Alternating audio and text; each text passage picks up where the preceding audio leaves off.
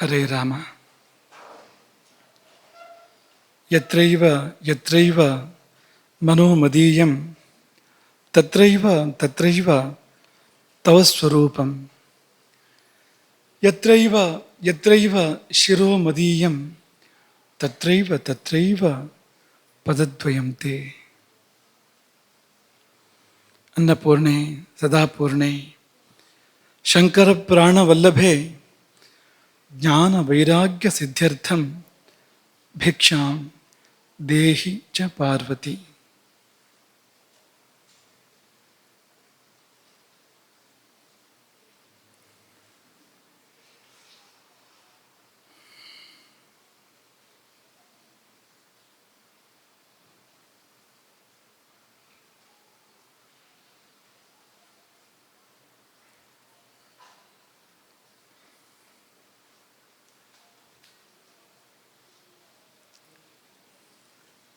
ಸ್ವ ಎಂಬ ಶಬ್ದಕ್ಕೆ ತಾನು ತನ್ನ ಎಂಬ ಅರ್ಥ. ಸ್ವತಂತ್ರ ಅಂದರೆ ಯಾರು ತನ್ನತನಕ್ಕೆ ಪ್ರಾಧಾನ್ಯವನ್ನು ಕೊಡ್ತಾನೋ. ತಂತ್ರ ಎನ್ನುವಾಗ ಸಿದ್ಧಾಂತ ಎನ್ನುವ ಅರ್ಥ ಕೂಡ ಇದೆ ತಂತ್ರ ಶಬ್ದಕ್ಕೆ. ಸ್ವಸಿದ್ಧಾಂತಕ್ಕೆ, ತನ್ನ ಸಿದ್ಧಾಂತಕ್ಕೆ, ತನ್ನ ದೇಶದ ತನ್ನ ಪರಂಪರೆಯ ಸಿದ್ಧಾಂತಕ್ಕೆ ಯಾರು ಮಹತ್ವವನ್ನು ಕೊಡ್ತಾನೋ ಅವನು ಸ್ವತಂತ್ರ. ನೀವೆಲ್ಲ ಸ್ವತಂತ್ರ ಮಕ್ಕಳು. ನಮ್ಮ ಮುಂದಿರ್ತಕ್ಕಂಥ ನಮ್ಮ ಗುರುಕುಲದ ಮಕ್ಕಳೆಲ್ಲ ಸ್ವತಂತ್ರ ಮಕ್ಕಳು ಅಂದರೆ ಇದಕ್ಕೆ ಬೇರೆ ಅರ್ಥ ಅಲ್ಲ. ಅದಕ್ಕೆ ಏನು ಲಂಗು ಲಗಾಮ್ ಇಲ್ಲ, ಅಂಕುಶ ಇಲ್ಲ ಅನ್ನೋ ಅರ್ಥ ಅಲ್ಲ. ಆದರೆ ನೀವಿಲ್ಲಿ ಬರುವಾಗಲೇ ನಿಮ್ಮ ತಂದೆ ತಾಯಿಗಳು ನಿಮ್ಮನ್ನಿಲ್ಲಿ ಕಳುಹಿಸಿಕೊಡುವಾಗಲೇ ಈ ಉದ್ದೇಶದಿಂದ ಕಳುಹಿಸಿಕೊಟ್ಟಿರುವಂಥದ್ದು. ಇಲ್ಲಿ ನಮ್ಮತನದ ಅರಿವು ಆಗ್ತದೆ. ಈ ಗುರುಕುಲದಲ್ಲಿ ನಾವ್ಯಾರು, ನಾವೇನು, ನಮ್ಮ ಹಿನ್ನೆಲೆ ಏನು, ಅದಕ್ಕೆ ತಕ್ಕಂಥ ಶಿಕ್ಷಣ ಇಲ್ಲಿ ದೊರಕುತ್ತದೆ ಎಂಬ ಭಾವನೆಯಿಂದ ಕಳಿಸ್ಕೊಟ್ಟಿರ್ತಕ್ಕಂಥದ್ದು. ಆ ಸ್ವತಂತ್ರರಾಗಲಿ ಅಂತಲೇ ಕಳಿಸ್ಕೊಟ್ಟಿರುವಂಥದ್ದು ನಿಮ್ಮನ್ನು ಇಲ್ಲಿಗೆ. ನೀವು ಅದೇ ಮನಸ್ಸಿಂದ ಬಂದಿದ್ದೀರಿ. ನೀವು ಒಪ್ಪದೇ ಇದ್ರೆ ಇಲ್ಲಿ ಇರ್ತಿರ್ಲಿಲ್ಲ ಈ ಸಮಯದಲ್ಲಿ. ಹಾಗಾಗಿ ನಿಜವಾದ ಅರ್ಥದ ಸ್ವತಂತ್ರ ಮಕ್ಕಳು. ಈ ಪೀಠದ ಶಿಷ್ಯರು ಕೂಡ ಹಾಗೆ ಒಂದಷ್ಟು ಮಟ್ಟಿಗೆ ಎಲ್ಲರೂ ಕೂಡ ಸ್ವತಂತ್ರರಾಗಿದ್ದಾರೆ, ಆಗ್ತಾ ಇದ್ದಾರೆ. ಅಂದರೆ ಶಿಷ್ಯವರ್ಗದಲ್ಲಿ ದೊಡ್ಡ ಮಟ್ಟಿಗೆ ಈ ಒಂದು ಪ್ರಜ್ಞೆ, ನಮ್ಮ ದೇಶ, ನಮ್ಮ ಸಂಸ್ಕೃತಿ, ನಮ್ಮ ಪರಂಪರೆ, ನಮ್ಮ ಇತಿಹಾಸ, ನಮ್ಮತನ, ಇದ್ರ ಬಗ್ಗೆ ಒಂದು ಅರಿವು, ಅಭಿಮಾನ ಒಂದು ಪ್ರಮಾಣದಲ್ಲಿ ಮೂಡ್ತಾ ಇದೆ. ಹಾಗಾಗಿ ಆ ಸ್ವತಂತ್ರತೆಯೇ ನಿಜವಾದ ಸ್ವತಂತ್ರತೆ. ಸಿದ್ಧಾಂತ ನಮ್ಮದು. ಪಶ್ಚಿಮದ ಸಿದ್ಧಾಂತವನ್ನು ನಮ್ಮ ಸಿದ್ಧಾಂತ ಅಂತ ಅಂದ್ಕೊಳ್ಳೋದಲ್ಲ. ನಮ್ಮದೇ ಸಿದ್ಧಾಂತ ಇದೆ, ಅದು ಶ್ರೇಷ್ಠವಾಗಿದೆ, ತುಂಬ ಅರ್ಥಪೂರ್ಣವಾಗಿದೆ. ಅದೇ ನಮ್ಮ ಜೀವನದ ಸಿದ್ಧಾಂತ ಆಗಬೇಕು. ಆಗಲೇ ನಾವೆಲ್ಲ ಸ್ವತಂತ್ರರಾಗ್ತೇವೆ, ದೇಶವು ಕೂಡ ಸ್ವತಂತ್ರ ಆಗ್ತದೆ ಅನ್ನೋದನ್ನು ಈ ದಿನಾಂಕದಂದು ನೆನಪು ಮಾಡಿಕೊಡ್ತಾ ನಿನ್ನೆಯ ಪಾಠದ ಮೇಲುಕುಗಳು ಚೂರುಪರ. ಕ್ರೋಧೇನ ಭುಕ್ತಂ ಯಚ್ಚಾನ್ನಂ ಯಚ್ಚಾನ್ನಂಚ ಅವಮಾನಿತಂ ತದ್ವೈ ರಕ್ಷೋಗುಣಂ ಯಾತಿ ಸರ್ವಮೇವ ನ ಸಂಶಯ. ಅಭಿಪ್ರಾಯ ಹೇಳ್ತೀರಾ ಇದರದ್ದು, ಈ ಶ್ಲೋಕದ್ದು? ಏನು ಹಾಗಂದ್ರೆ? ವಿಷ್ಣು ಧ್ವನಿವರ್ಧಕ ಕೊಡಿಸು ಅವರಿಗೆ.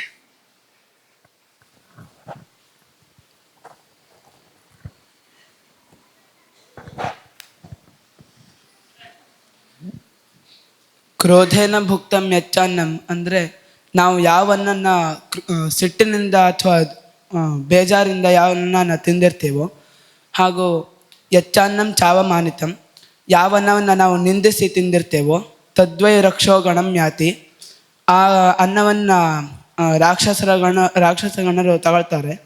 ಸರ್ವಮೇವ ನ ಸಂಶಯ, ಯಾವುದು ಸಂಶಯ, ಎಲ್ಲವನ್ನೂ ತಗೊಳ್ತಾರೆ, ಯಾವುದು ಇಲ್ಲಿ ಸಂಶಯವಿಲ್ಲ ಅಂತ. ಸರಿ.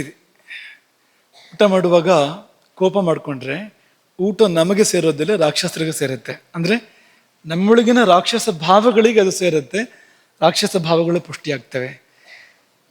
ಕ್ರೋಧ, ಈರ್ಷ್ಯ, ದ್ವೇಷ ಮೊದಲಾಗಿರ್ತಕ್ಕಂಥ ಅಸುರ ಭಾವಗಳೇ ನಮ್ಮಲ್ಲಿ ಹೆಚ್ಚೆಚ್ಚು ಬೆಳೀತವೆ. ಸಿಟ್ಟಿಂದ ಊಟ ಮಾಡಿದರೆ ಅಥವಾ ದುಃಖದಿಂದ ಊಟ ಮಾಡಿದರೆ ದುಃಖನೇ ಬೆಳೆಯುತ್ತೆ. ಅಸೂಯೆಯಿಂದ ಊಟ ಮಾಡಿದರೆ ಅಸೂಯೆನೇ ಬೆಳೆಯುತ್ತೆ. ಅನ್ನಕ್ಕೆ ಮರ್ಯಾದೆ ಸಲ್ಲಬೇಕು, ಸಲ್ಲದೇ ಇದ್ದರೆ ಆಗಲೂ ಕೂಡ ರಾಕ್ಷಸರು ಕಾಯ್ತಾ ಇರ್ತಾರೆ. ಯಾರು ಅನ್ನಕ್ಕೆ ಅವಮಾನ ಮಾಡಿ ಊಟ ಮಾಡ್ತಾರೆ, ಅನ್ನವನ್ನು ನಿಂದಿಸಿ ಊಟ ಮಾಡ್ತಾರೆ, ಯಾವುದೋ ಕೋಪವನ್ನು ಅನ್ನದ ಮೇಲೆ ತೆಗಿತಾರೆ, ಅದನ್ನೆಲ್ಲ ನೋಡ್ತಾ ಇರ್ತಾರೆ ರಾಕ್ಷಸರು. ಹಾಗಾಗಿ ಅನ್ನಕ್ಕೆ ಸರಿಯಾಗಿ ಮರ್ಯಾದೆ ಸಿಗದೇ ಇದ್ರೆ ನಾವು ದೂರದರ್ಶನದಲ್ಲಿ ಮುಳುಗಿ, ಅಂದರೆ ದೂರದರ್ಶನ ಎಲ್ಲ ದೂರದರ್ಶನ ಅರ್ಥದಲ್ಲಿ ಇಡ್ತಾ ಇರೋದಲ್ಲ, ಒಳ್ಳೇದು ಇರ್ಬೋದು, ಏನೋ ಬೇಡದೇ ಇರೋದು ಬರ್ತಾ ಇರುವಾಗ ಅದನ್ನು ನೋಡ್ತಾ ಊಟ ಮಾಡ್ತಾ ಇದ್ರೆ ಅದು ಅನ್ನಕ್ಕೆ ಅವಮಾನ. ಯಾಕೆಂದರೆ ಗಮನ ಬೇರೆ ಕಡೆಗಿದೆ. ಅನ್ನಪೂರ್ಣೇಶ್ವರಿ ಸಮ್ಮುಖದಲ್ಲಿದ್ದಾಳೆ, ಗಮನ ಬೇರೆ ಕಡೆ ಇದೆ, ಅನ್ನಕ್ಕೆ ಅದು ಅವಮಾನ ಆಗತ್ತೆ. ಆಗಲೂ ಕೂಡ ಅದನ್ನು ಅಗ್ನಿ ಸ್ವೀಕಾರ ಮಾಡೋದಿಲ್ಲ, ಅಥವಾ ದೇವತೆಗಳು ಸ್ವೀಕಾರ ಮಾಡೋದಿಲ್ಲ. ಅಗ್ನಿ ಅದನ್ನು ತಗೊಂಡು ರಾಕ್ಷಸರಿಗೆ ಕೊಡೋ ಹಾಗಾಗತ್ತೆ. ಅದೆಲ್ಲ ನಮಗೆ ಅನರ್ಥಕ್ಕೆ ಕಾರಣ. ಮುಂದೆ ಇದೇ ರೀತಿ ಇನ್ನೊಂದು ಶ್ಲೋಕವನ್ನು ಹೇಳಿದ್ವು ನಿನ್ನೆ. ಯಾರಾದರೂ ನೀವು ನೆನಪು ಮಾಡ್ಕೊತೀರಾ? ರಾಕ್ಷಸರಿಗೆ ಹೋಗುತ್ತೆ ಅಂತ ಇನ್ನೊಂದು ಶ್ಲೋಕವನ್ನು ನೆನಪು ಮಾಡ್ಕೊಂಡಿದ್ವು ಇದೇ ರೀತಿದು. ಯಾರಾದ್ರು ಬರ್ಕೊಂಡಿದ್ದೀರಾ ಶ್ಲೋಕವನ್ನ? ಬರ್ಕೊಳಕ್ಕಾಗಿದೆಯಾ? ಭಾವ ಭಂಗಿ. ಈಗ ಹೇಳಿದ್ದು ಭಾವ ಕೆಟ್ಟರೆ ಭಾವದಿಂದಿರುವಂಥ ದುಷ್ಟಶಕ್ತಿಗಳು ಹೋಗುತ್ತೆ. ಅದು ಭಾವ ಚೆನ್ನಾಗಿದ್ರೆ ಸದ್ಭಾವ ಸಾತ್ವಿಕ ಶಕ್ತಿಗಳಿಂದ, ದೈವಿಕ ಶಕ್ತಿಗಳಿಂದ ಉದಯಾಗುವಂಥದ್ದು. ಹಿಂದಿರುವ ಶಕ್ತಿಗೆ ಅನ್ನ ಸಲ್ಲತ್ತೆ ಅನ್ನೋದು ಈ ಭಾವದ್ವೇಷ ಈಗ ಹೇಳಿರುವಂಥದ್ದು. ಭಂಗಿ ಶ್ಲೋಕ ನೆನಪಿದ್ಯಾ ಯಾರಿಗಾದ್ರು? ಚೂರಾದ್ರು ತಪ್ಪು ಹೇಳಿದ್ರು ಪರವಾಗಿಲ್ಲ, ಪೂರ್ತಿ ಹೇಳಿದ್ರು ಪರವಾಗಿಲ್ಲ. ಇಲ್ಲ ನಿಂತ್ಕೊಂಡು ಹೇಳು. ಹೇಳು, ಇಬ್ರು ಹೇಳಿ ಪರವಾಗಿಲ್ಲ, ಇಬ್ರು ಹೇಳಿ ಪೂರ್ತಿ ಮಾಡಿ ಅದನ್ನ. ಒಂದೇ ಪದ ನೆನಪಿದೆ. ಒಂದೇ ಪದ ಹೇಳು. ತಿಷ್ಠನ್ ಭುಂಜಾನೋ. ಸರಿ ಇದೆ, ಹಾಗೆ ಶುರು ಆಗತ್ತೆ. ಯತ್ಕಿಂಚಿತ್ ಅದು ಮುಂದಿನ ಪದ. ಅದು ಸರಿ ಇದೆ, ಇಬ್ಬರಿಂದ ನಿಲ್ಲಿಸಿದ ಒಳ್ಳೇದಾಯ್ತು. ಸರಿ ಇದೆ. ತಿಷ್ಠನ್ ಭುಂಜಾನೋ ಯತ್ಕಿಂಚಿತ್. ಮುಂದೆ ನಾವು ಹೇಳ್ಬೇಕಾ? ಆಯ್ತು. ಪಿಬಮುಶ್ಚೈವ ಹಿ ಮಾನವ ತಿಷ್ಠನ್ ಭುಂಜಾನೋ ಯತ್ಕಿಂಚಿತ್. ನಿಂತುಕೊಂಡು ಯತ್ಕಿಂಚಿತ್ ಏನನ್ನೇ ಆದರೂ ಕೂಡ ಭುಂಜಾನಃ ಸೇವಿಸಿದ್ದೇ ಹೋದಾದರೆ, ಪಿಬಮುಶ್ಚೈವಹಿ ಅಥವಾ ಪೇಯವನ್ನು ಯಾವುದನ್ನಾದರೂ ಕೂಡ ನಿಂತುಕೊಂಡು ಕುಡಿದಿದ್ದೇ ಹೋದಾದರೆ, ರಾಕ್ಷಸೈಸ್ತತ್ ಸಮಾಕ್ರಾಂತಂ. ಅದು ಕೂಡಲೇ ರಾಕ್ಷಸರಿಂದ ಆಕ್ರಮಿಸಲ್ಪಡುತ್ತೆ. ಆ ಪೇಯ, ಆ ಭಕ್ಷ್ಯ ರಾಕ್ಷಸರಿಂದ ಆಕ್ರಮಿಸಲ್ಪಡುತ್ತೆ. ನ ದೇವಾನಾಂ ನ ಪಿತೃಣಾಂ. ದೇವತೆಗಳಾಗಲಿ ಪಿತೃಗಳಾಗಲಿ ಅದನ್ನು ಮುಟ್ಟೋದಿಲ್ಲ. ಹಾಗಾಗಿ ನಿಂತು ಓಡಾಡ್ತಾ ತಿಂದು ಕುಡಿದು ಮಾಡಬಾರ್ದು. ನಮಗೆ ಆಹಾರ ಬೇಕು ಅಂತಾದರೆ, ನಮ್ಮೊಳಗಿನ ಸಾತ್ವಿಕ ಶಕ್ತಿಗಳಿಗೆ ಸಲ್ಲಬೇಕು ಅಂತಾದರೆ ಅದನ್ನು ನಿಂತು ಓಡಾಡ್ತಾ ಮಾಡಬಾರ್ದು, ತಿಂದು ಕುಡಿದು ಮಾಡಬಾರ್ದು. ಏನನ್ನೇ ತಿನ್ನೋದಾದರೂ ಕುಡಿಯೋದಾದರೂ ಕೂತ್ಕೊಂಡು ಮಾಡಬೇಕು. ಕೂತ್ಕೊಂಡಾಗುವ ಲಾಭ ಏನು? ಯಾರು ಹೇಳ್ತೀರಿ ಇದನ್ನು? ನಿಂತ್ಕೊಂಡ್ರಾಗುವ ನಷ್ಟ ಏನು? ನೀ ಹೇಳು.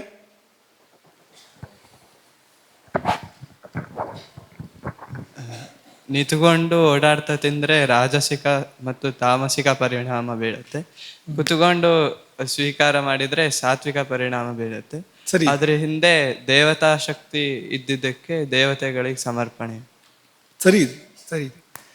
ಸಾತ್ವಿಕ ಶಕ್ತಿಗಳು ಅಂದರೆ ದೇವತೆಗಳು, ರಾಜಸಿಕ ತಾಮಸಿಕ ಶಕ್ತಿಗಳು ಅಸುರರು. ಒಂದಕ್ಕೆ ಎರಡು. ಸತ್ವಗುಣಕ್ಕೆ ದೇವತೆಗಳು, ರಜಸ್ಸು ತಮಸ್ಸು ಎರಡು ಕೂಡ ಅಸುರರು. ಹಾಗಾಗಿ ನೀವು ಸಾತ್ವಿಕ ಸ್ಥಿತಿಯಲ್ಲಿ ಸೇವನೆ ಮಾಡಿದರೆ ಸಾತ್ವಿಕ ಶಕ್ತಿಗಳಿಗೆ ಸಲ್ಲುವಂಥದ್ದು, ರಾಜಸಿಕ ತಾಮಸಿಕ ಸ್ಥಿತಿಗಳಲ್ಲಿ ಸೇವನೆ ಮಾಡಿದರೆ ಅಂಥ ಶಕ್ತಿಗಳಿಗೆ ಅದು ಸಲ್ಲುವಂಥದ್ದನ್ನು ಸರಿ ಇದೆ. ಕೂತ್ಕೊಂಡಾಗ ಯಾಕೆ ರಾಜಸಿಕ ತಾಮಸಿಕ ಶಕ್ತಿಗಳು ಕೆಲಸ ಮಾಡೋಲ್ಲ? ನೀನು ಹೇಳು. ನಾವು ಕುತ್ಕೊಂಡಿದ್ದಾಗ ನಾವು ಬಗ್ಗಿರೋ ಜಾಗದಲ್ಲೆಲ್ಲ ರಾಜಸಿಕ ಮತ್ತು ತಾಮಸಿಕ ಅಲ್ಲೇ ಅಂದ್ರೆ ನಿಂತಿರುತ್ತೆ, ಅದು ಮುಂದೆ ಹೋಗಲ್ಲ, ಹರಿಯಕ್ಕಾಗಲ್ಲ. ಸರಿಯಾದ ಮಾತನಾಡಿದೆ. ಕೂತ್ಕೊಂಡಾಗ ಸೊಂಟದಲ್ಲಿ ಬಗ್ಗಿರುತ್ತೆ, ಮೊಣಕಾಲಲ್ಲಿ ಬಗ್ಗಿರುತ್ತೆ, ಕಾಲು ಮೆಡಿಸಿ ಕೂತಾಗ. ಈ ಎಲ್ಲೆಲ್ಲಿ ಬಾಗು ಬರುತ್ತೋ ಅಲ್ಲೆಲ್ಲ ರಜಸ್ಸು ತಮಸ್ಸುಗಳ ಪ್ರವಾಹಕ್ಕೆ ಒಂದು ತಡೆ.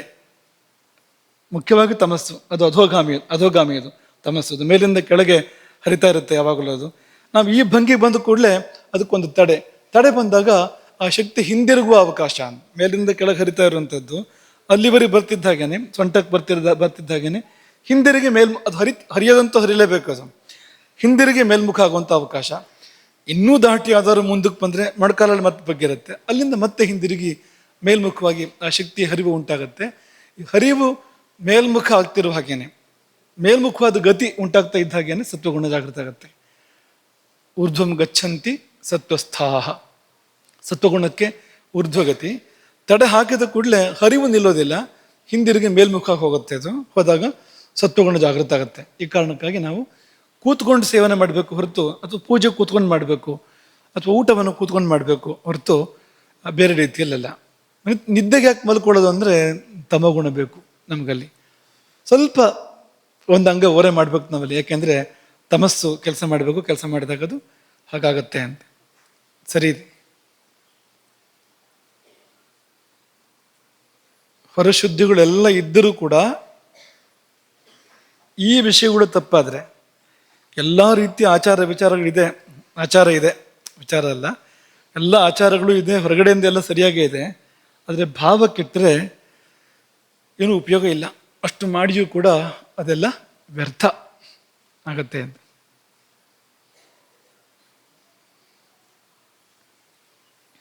ಇನ್ನು ಅಗ್ನಿಗೂ ಪಿತ್ತಕ್ಕೂ ವ್ಯತ್ಯಾಸವನ್ನು ಹೇಳಿದ್ದು ನೆನಪಿದೆ ಅಂದರು.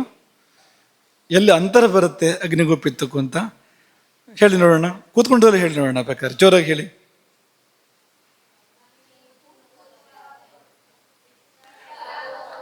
ಅಗ್ನಿ ಊರ್ಧ್ವಗತಿ, ಪಿತ್ತ ಅಧೋಗತಿ. ಯಾಕೆಂದ್ರೆ ಪಿತ್ತ ದ್ರವ, ಅದು ಆದ್ರಿಂದ ಅಧೋಗತಿ. ಆಮೇಲೆ ರಸಗಂಧ ಇಲ್ಲ ಅಗ್ನಿಗೆ ಅಲ್ವಾ? ನೀವ್ಯಾರು ರುಚಿ ನೋಡಿಲ್ಲ ಅಗ್ನಿದು. ರುಚಿ ನೋಡೋಕೆ ಹೋದ್ರೆ ಅದೇ ನಮ್ಮ ರುಚಿ ನೋಡುತ್ತೆ ಹೊರತು ನಾವು ಅದ್ರ ರುಚಿ ನೋಡೋಕ್ಕಾಗೋದಿಲ್ಲ. ಹಾಗಾಗಿ ಪಿತ್ತಕ್ಕೆ ರಸಗಂಧ ಎಲ್ಲ ಇದೆ, ಅಗ್ನಿಗೆ ಇಲ್ಲ.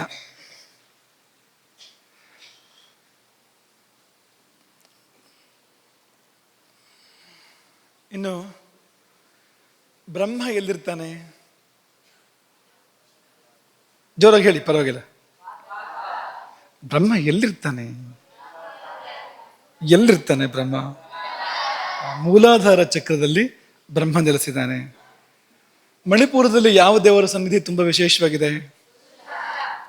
ರುದ್ರದೇವರ ಸನ್ನಿಧಿ ವಿಶೇಷವಾಗಿದೆ. ರುದ್ರೋವ ಏಷ ಯದಗ್ನಿ, ಅವನೇ ಅಗ್ನಿ. ವಿಷ್ಣು, ಮಹಾವಿಷ್ಣುವಿನ ಒಂದು ದೊಡ್ಡ ಕೇಂದ್ರ, ಮುಖ್ಯ ಕೇಂದ್ರ ನಿನ್ನೆ ಪ್ರಸ್ತಾಪ ಮಾಡಿರುವಂಥದ್ದು ಎಲ್ಲಿದೆ? ಅದು ಎಲ್ಲಿದೆ? ಅನಾಹತ ಹೃದಯ, ಅಲ್ಲಿದೆ. ವಾತ ನಾಡಿ ಯಾವುದು? ಜ್ವರ ಹೇಳಬೇಕು. ಪಿತ್ತ ನಾಡಿ ಯಾವುದು? ಮತ್ತೆ ಉಳಿದಿದ್ದು ಒಂದೇ. ವಿಷ್ಣು ದೇವರ ನಾಡಿ ಯಾವುದು? ಆಯ್ತು. ವಾತಸ್ತು ಬ್ರಹ್ಮಣೋ ರೂಪಂ, ಪಿತ್ತಂ ರುದ್ರಸ್ವರೂಪಕಂ, ಶ್ಲೇಷ್ಮ ವಿಷ್ಣು ಸಮಾಖ್ಯಾತ, ಕಥಿತೇಯಂ ಗುಣಸ್ಥಿತಿ. ಸ್ಥಿತಿಗೂ ಮತ್ತು ಶ್ಲೇಷ್ಮಕ್ಕೂ ಒಂದು ಸಂಬಂಧವನ್ನು ಹೇಳಿದ್ವು ನಿನ್ನೆ. ಶ್ಲೇಷ್ಮ ಅಥವಾ ಕಫಕ್ಕೂ ಸಂಬಂಧ ಹೇಳಿದ್ದು. ಯಾರು ಹೇಳ್ತೀರಿ ಅದನ್ನ? ಹೇಳ್ತೀಯಾ? ಹೇಳು. ಅಂಟು.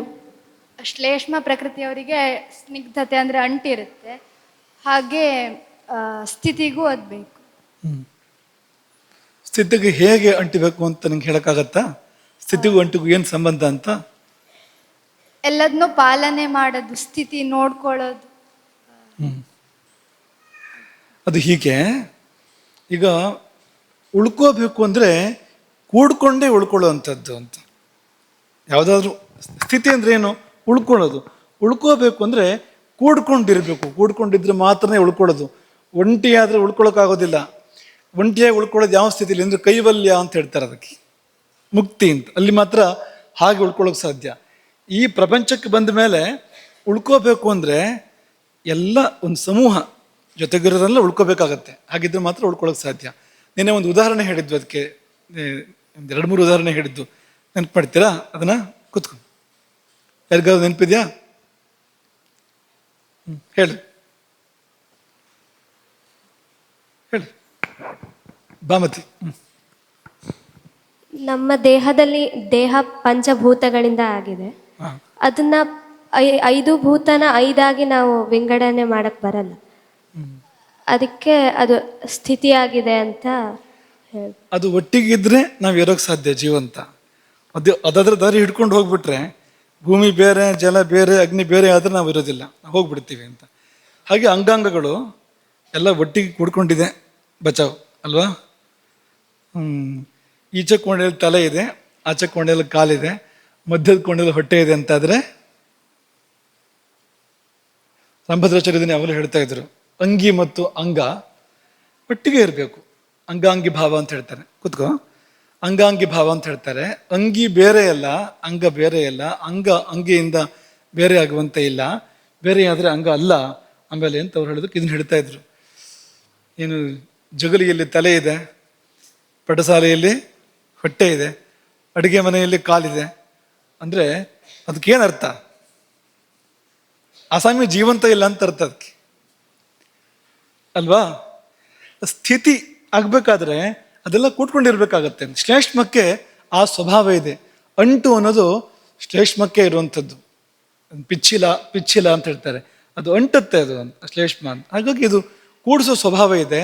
ಹಾಗಾಗಿ ಸ್ಥಿತಿಕರ್ತನ ಪಾಲನಕರ್ತನ ಧಾತು ಆಗತ್ತೆ ಅದು.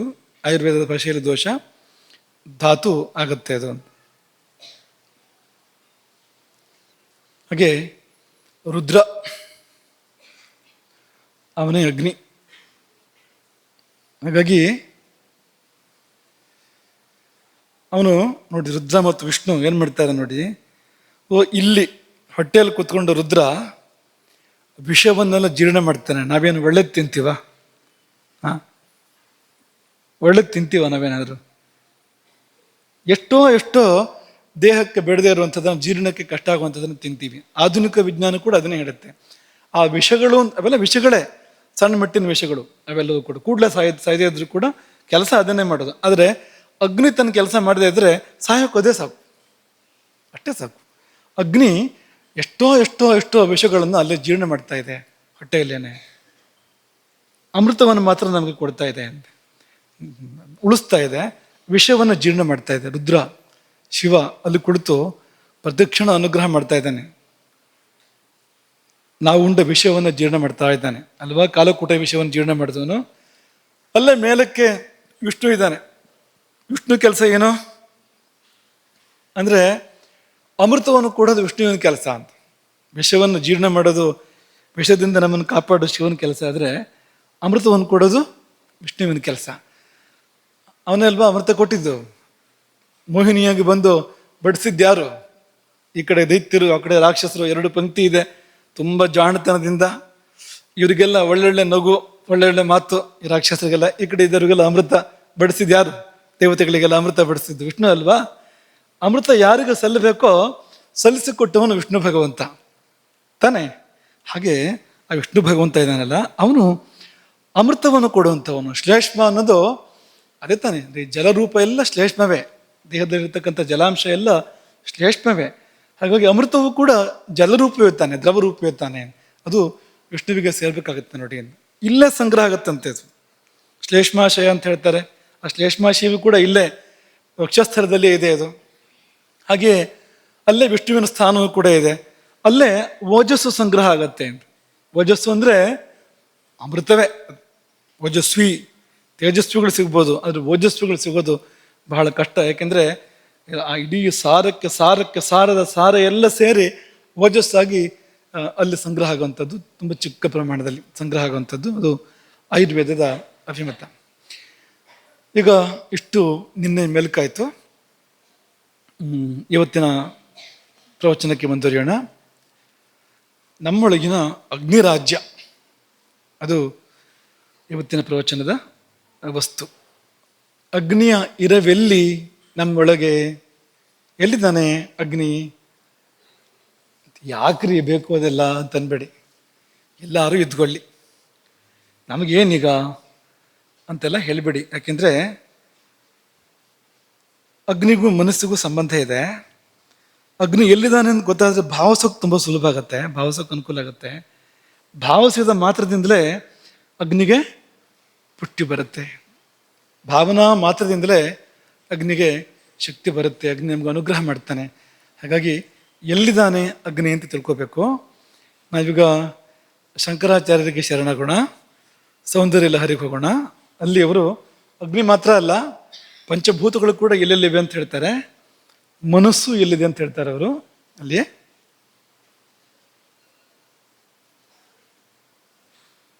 ಮಹೀಂ ಮೂಲಾಧಾರೆ ಕಮಪಿ ಮಣಿಪೂರೆ. ಹಾಡಿ, ಚಂದ ಹಾಡಿ ನೋಡುವ.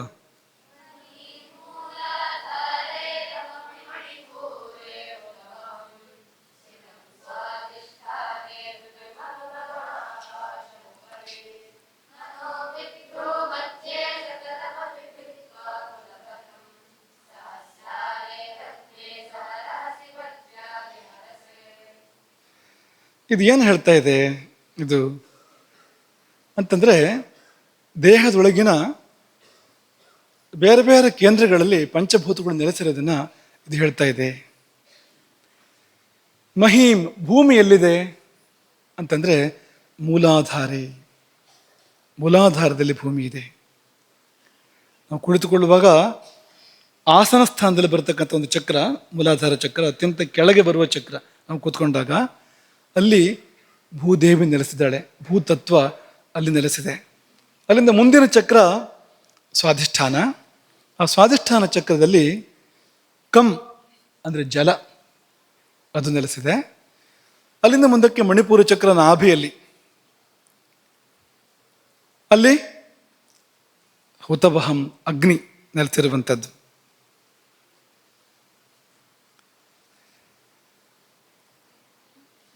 ಶಂಕರಾಚಾರ್ಯರು ಹೇಳಿದರು ಎಲ್ಲಿದ್ದಾನೆ ಅಗ್ನಿ ಅಂತ ಅಲ್ವಾ. ನಾಭಿಯ ಪರಿಸರದಲ್ಲಿ ಅಗ್ನಿಯ ಸ್ಥಿತಿ, ನಾಭಿ ಚಕ್ರ, ಮಣಿಪುರ ಚಕ್ರವನ್ನು ಅವರು ಉದಾಹರಿಸಿದರು.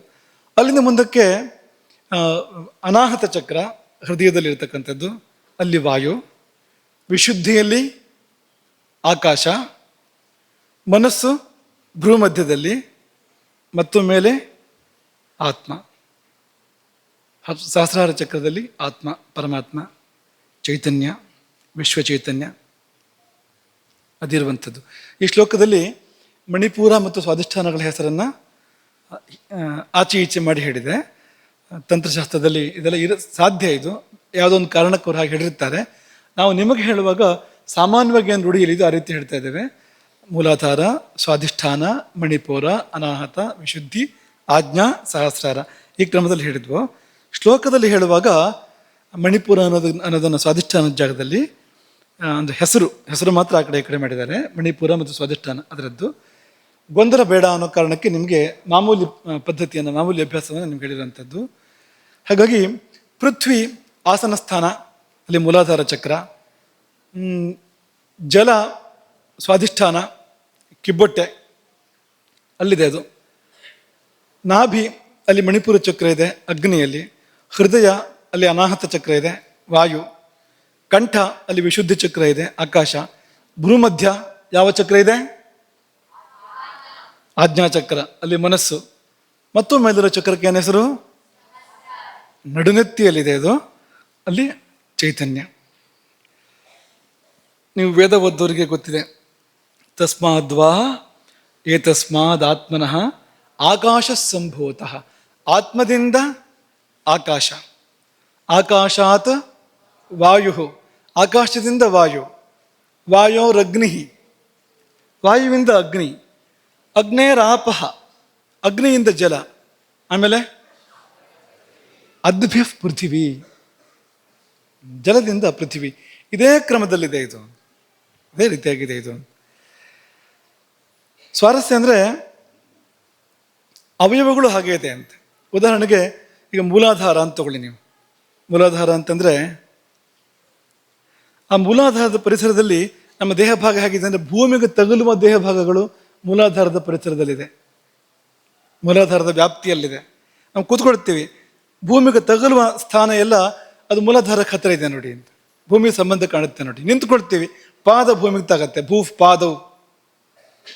ಮೂಲಾಧಾರದ ಚಕ್ರದ ವ್ಯಾಪ್ತಿ ಕೆಳಗಲ್ಲಿವರೆಗೂ ಅದರ ವ್ಯಾಪ್ತಿ ಇದ್ದೇ ಇದೆ, ಯಾಕೆಂದರೆ ಅಲ್ಲಿ ಬೇರೆ ಯಾವುದೋ ಚಕ್ರಗಳಿಲ್ಲ ಅಲ್ಲಿ. ಹಾಗಾಗಿ ಅದೆಲ್ಲ ಭೂಮಿಯ ಸಂಬಂಧ ಬರುವಂಥದ್ದು. ಸ್ವಾಧಿಷ್ಠಾನ, ಕಿಬ್ಬೊಟ್ಟ ಪರಿಸರದಲ್ಲಿ ನೀರಿಂದ ಏನಾದ್ರು ಇದೆಯಾ? ಯೋಚನೆ ಮಾಡಿ. ಮೂತ್ರಕೋಶ ಇದೆ, ಆ ಪರಿಸರದಲ್ಲಿ ಮೂತ್ರ ಸಂಗ್ರಹ ಮಾಡ್ತಕ್ಕಂಥ ಆ ಮೂತ್ರದ ಚೀಲ ಅಂತ ಹೇಳ್ಬೋದು, ಮೂತ್ರಕೋಶ ಇದೆ ಅಲ್ಲಿ. ಹಾಗಾಗಿ ಅದು ಜಲಭೂತದ ಒಂದು ಕುರುಹು ಅಲ್ಲಿದೆ ಅಂತ. ಹೇಗೆ ಭೂತತ್ವದ ಒಂದು ಕುರುಹು ಇಲ್ಲಿದೆಯೋ ಹಾಗೆ ಜಲತತ್ವದ ಒಂದು ಕುರುಹು ಅಲ್ಲಿದೆ. ಇನ್ನು ಮಣಿಪುರ ನಾಭಿ, ಅದು ಅಗ್ನಿಯ ರಾಜ್ಯ ಅಂತಾಯಿತು. ಅಲ್ಲೇನಾದ್ರು ಅಗ್ನಿ ಕುರುಹಿದೆಯಾ?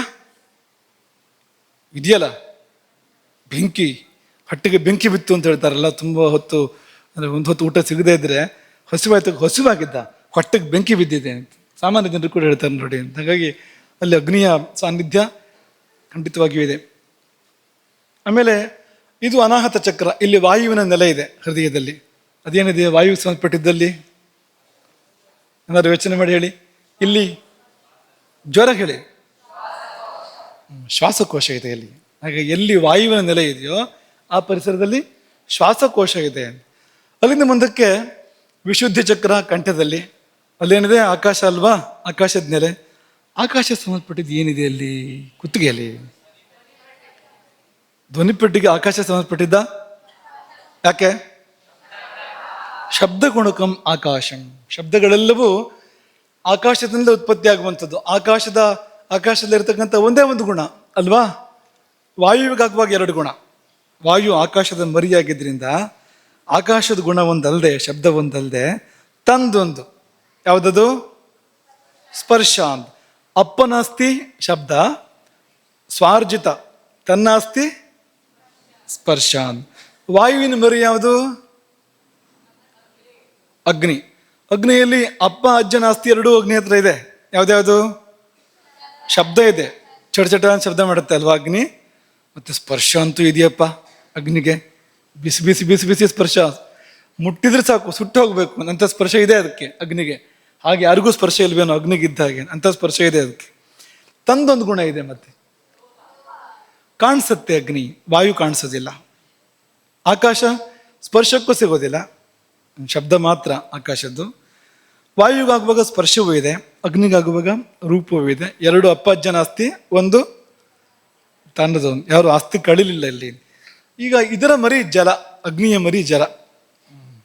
ಜಲದಲ್ಲಿ ಅಪ್ಪ ಅಜ್ಜ ಮುತ್ತಜ್ಜ ಮೂರರ ಆಸ್ತಿಯೂ ಇದೆ ಅಲ್ವಾ?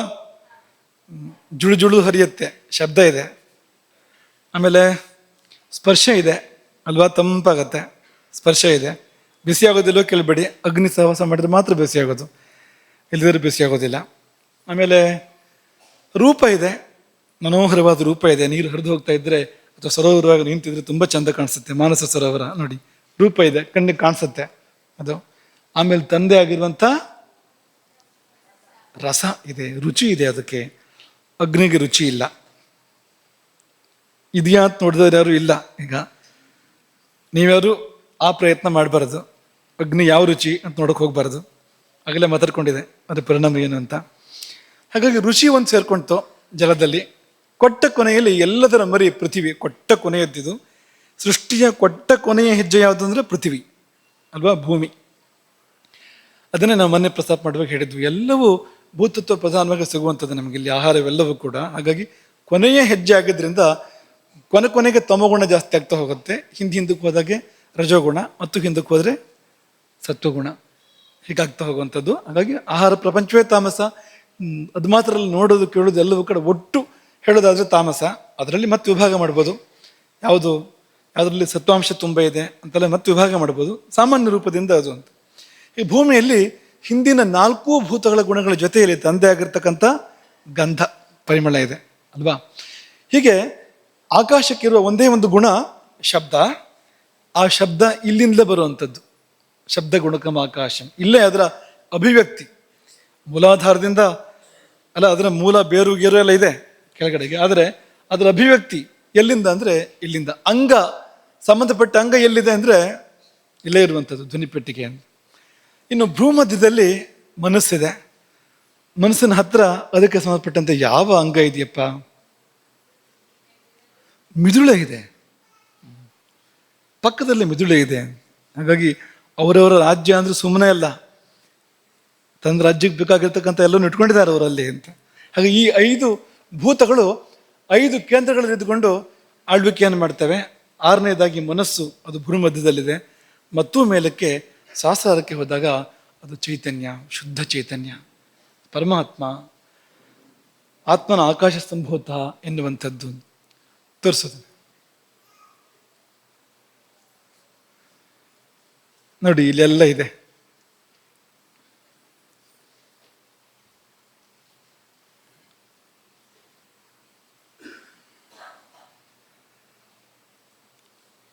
ಆ ಭೂತಗಳನ್ನು ಕೂಡ ಸ್ವಲ್ಪ ಚಿತ್ರ ಥರ ಮಾಡಿ ತೋರಿಸಿದ್ದಾರೆ ಅದರಲ್ಲಿ ಚಿತ್ರಣ ಆಗಲಿ ಅಂತ ಅನ್ನೋ ಕಾರಣಕ್ಕೆ. ನೋಡಿದ್ರಾ?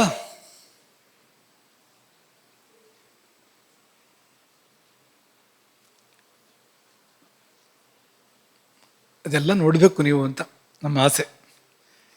ಚಿತ್ರದಲ್ಲಿ ಮಾತ್ರ ಅಲ್ಲ, ನಿಮ್ಮೊಳಗೆ ಇದೆಯಲ್ವಾ, ಈ ಚಿತ್ರದಲ್ಲಿ ನೋಡೋದು ಏನು ಬಂತು, ದೊಡ್ಡ ವಿಷಯ ಏನಿದೆ, ನಿಮ್ಮೊಳಗೆ ನೀವು ಎಲ್ಲ ತತ್ವಗಳನ್ನು ಕಂಡುಕೊಳ್ಳೋ ಹಾಗಾಗಬೇಕು. ಸಹಸ್ರಾರದವರೆಗೆ ನೀವು ಸಾಗಿ ಹೋಗುವಾಗಾದರೆ ಈ ಪ್ರವಚನ ಅತಿಶಯ ಸಾರ್ಥಕತೆಯನ್ನು ಕಾಣುತ್ತೆ. ಆ ಕಡೆಗೆ ನೀವು ಅದು ನಿಮ್ಮನ್ನು ಸೆಳಿಬೇಕು, ನೀವು ಆ ಕಡೆಗೆ ಹೋಗಬೇಕು, ಹೋಗೋ ಮನಸ್ಸು ಮಾಡಬೇಕು. ಎರಡೂ ಕಡೆಯಿಂದ ಆಗಬೇಕು. ಅದು ಒಂದು ಒಪ್ಪಂದ ಅಂತ ಆಗಬೇಕಾದ್ರೆ ಇಬ್ಬರು ಸಹಿ ಮಾಡಬೇಕಾಗತ್ತೆ, ಆ ಕಡೆಯಿಂದ ಈ ಕಡೆಯಿಂದ. ಅದು ಕರಿಬೇಕು, ನೀವು ಹೋಗಬೇಕು, ಅಥವಾ ನೀವು ಕೇಳ್ಕೋಬೇಕು, ಅದು ಬಾ ಅಂತ ಹೇಳಬೇಕು. ಹಾಗಾಗುವಂಥದ್ದು ಅದು. ಮುಂದಕ್ಕೆ ಹೋಗೋಣ. ಅಗ್ನಿಗೆ ನಾಭಿ ನೆಲೆ ಅಂತ ಆಯ್ತಲ್ವಾ. ಈಗ ಶಂಕರಾಚಾರ್ಯರ ಈ ಒಂದು ಶ್ಲೋಕದಲ್ಲಿ ಅವರು ಸಹಸ್ರಾರದನ್ನು ಕೂಡ ಹೇಳಿದ್ದಾರೆ. ಎಲ್ಲೋ ದಾಟಿ ಸಹಸ್ರಾರದಲ್ಲಿ ನೀನು ಪತಿಯ ಜೊತೆಗೆ ವಿಹರಿಸ್ತೀಯೇ, ಸಹಸ್ರಾರೇ ಪದ್ಮೆ ಸಹ ರಹಸಿ ಪತ್ಯ ವಿಹರಸೆ. ಆ ಸಹಸ್ರಾರ ಪದ್ಮದಲ್ಲಿ ಎಲ್ಲವನ್ನು ದಾಟಿ ನೀನು ಪತಿಯೊಂದಿಗೆ ಏಕಾಂತದಲ್ಲಿ ವಿಹರಿಸ್ತೀಯೇ. ಏಕಾಂತದಲ್ಲಿ ಏನು ಅಂದರೆ ಅಲ್ಲಿ ಯಾರು ಹೋಗಕ್ಕೆ ಸಾಧ್ಯ ಅಲ್ಲಿಗೆಲ್ಲ? ಸಹಸ್ರಾರದವರಿಗೆ ಹೋಗೋರು ಅಂದ್ರೆ ಯಾರು ಹೋಗಕ್ಕೆ ಸಾಧ್ಯ ಅಲ್ಲಿಗೆ? ಹೋದರೂ ಅವರು ಬೇರೆಯಾಗಿ ಉಳಿಯೋದೇ ಇಲ್ಲ, ಹೋಗಿ ಅಲ್ಲಿ ಒಂದಾಗ್ತಾರೆ. ಹಾಗಾಗಿ ಏಕಾಂತವೇ, ನಿತ್ಯ ಏಕಾಂತ. ಎಷ್ಟು ಮಂದಿ ಹೋದರೂ ಕೂಡ ಏಕಾಂತವೇ, ಅದಲ್ಲಿ ಒಬ್ಬರೇ ಇರೋಕ್ಕೆ ಸಾಧ್ಯ ಅನ್ನುವ ಥರದ್ದು ಆ ಸಹಸ್ರಾರ ಚಕ್ರ ಎನ್ನುವಂಥದ್ದು. ಅದು ಅದ್ವೈತವೇ, ಅದು ಐಕ್ಯ ಸ್ಥಾನವೇ ಹೌದು ಅದು ಅನ್ನೋದನ್ನು ಭಾವಿಸಿ ಒಂದು ಸಂಗತಿಯನ್ನು ಗಮನಿಸಿ ಮೊದಲು ಹೋಗೋಣ. ಈಗ ಬೆಳಕು ಬೆಂಕಿ ಅಲ್ವಾ, ಅಗ್ನಿಯಲ್ಲಿ ಎರಡು ಗುಣ ಇದೆ ನೋಡಿ ಅಂತ. ಎರಡು ಗುಣ ಇದೆ. ಒಂದು ಬೆಳಕಾಗಿ ಬೆಳಗುವಂಥದ್ದು, ಇನ್ನೊಂದು ಬೆಂಕಿಯಾಗಿ ಸುಡುವಂಥದ್ದು. ಎರಡು ರೂಪ ಇದೆಯೋ ಇಲ್ವೋ? ದೀಪ ಹಚ್ಚಿದ್ರೆ ಬೆಳಗತ್ತೆ ಕೋಣೆಯನ್ನೆಲ್ಲ, ಅದು ಅಲ್ವಾ?